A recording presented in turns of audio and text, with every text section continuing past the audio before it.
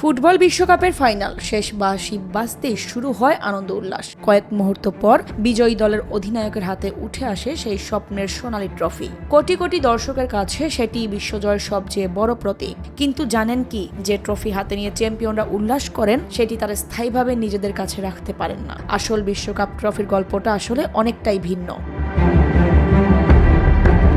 বিশ্বকাপ জয়ের পর মাঠে ফিফার কর্মকর্তাদের হাত থেকে আসল ট্রফিটি গ্রহণ করেন বিজয়ী দলের অধিনায়ক। সেই ট্রফি নিয়েই চলে ট্রফি ল্যাব, উদযাপন আর ছবি তোলা। কিন্তু আনুষ্ঠানিকতা শেষ হলেই নিরাপত্তার কারণে ট্রফিটি আবার ফিরিয়ে নেয় ফিফা।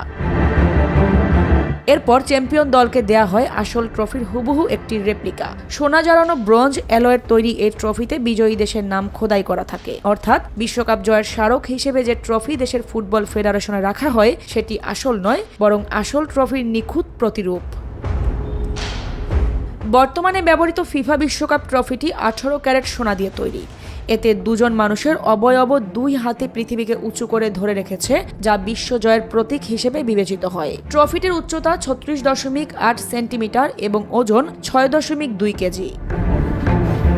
বিশ্বকাপ শেষ হওয়ার পর আসল ট্রফিটি সুইজারল্যান্ডের জুরিখে অবস্থিত ফিফা ফুটবল জাদুঘরে ফিরিয়ে নেওয়া হয়। সেখানে কড়া নিরাপত্তার মধ্যে এটি সংরক্ষণ করা হয়। বিশেষ প্রদর্শনী, ট্রফি ট্যুর কিংবা বিশ্বকাপের মতো নির্দিষ্ট আয়োজন ছাড়া এটি জনসমক্ষে খুব কমই আনা হয়। তবে বিশ্বকাপ ট্রফির ইতিহাস শুরু হয়েছিল আরও আগে। 1930 থেকে 1970 সাল পর্যন্ত ব্যবহৃত হতো জুল রিমে ট্রফি। ফরাসি ভাস্কর আবেল লাফলুরের নকশায় তৈরি সেই ট্রফিতে প্রাচীন গ্রিক বিজয়ের দেবী নাইকি এর অবয়ব ফুটিয়ে তোলা হয়েছিল। এটি ছিল 35 সেন্টিমিটার লম্বা এবং সোনা জড়ানো রূপা দিয়ে তৈরি। তৎকালীন নিয়ম অনুযায়ী কোনো দেশ 3 বার বিশ্বকাপ জিতলে ট্রফিটি স্থায়ীভাবে নিজেদের করে নিতে পারত। সেই সুযোগ পায় ব্রাজিল। 1970 সালে তৃতীয়বারের মতো বিশ্বকাপ জিতে জুল রিমে ট্রফির স্থায়ী মালিক হয় 5 বারের বিশ্ব চ্যাম্পিয়নরা।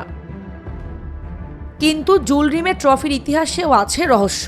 1966 সালে ইংল্যান্ডে প্রদর্শনীর সময় এটি চুরি হয়ে যায়। পরে দক্ষিণ লন্ডনের একটি ঝোপের নিচে পিকলস নামের একটি কুকুর ট্রফিটি খুঁজে পেয়ে বিশ্বজুড়ে আলোচনায় আসে। কিন্তু দ্বিতীয়বার ভাগ্য এতটা সহায় হয়নি। 1983 সালে ব্রাজিল ফুটবল কনফেডারেশনের সদর দপ্তর থেকে আবারও চুরি হয় জুল রিমে ট্রফি। সেই ট্রফি আর কখনো উদ্ধার করা সম্ভব হয়নি। ধারণা করা হয় সেটি গলিয়ে ফেলা হয়েছিল।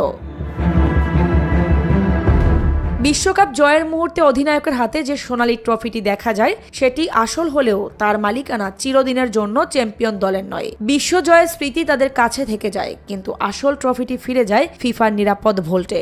এটাই ফুটবল বিশ্বের সবচেয়ে কাঙ্ক্ষিত ট্রফির অজানা বাস্তবতা। আরিফা পুষ্প, নিরপেক্ষ।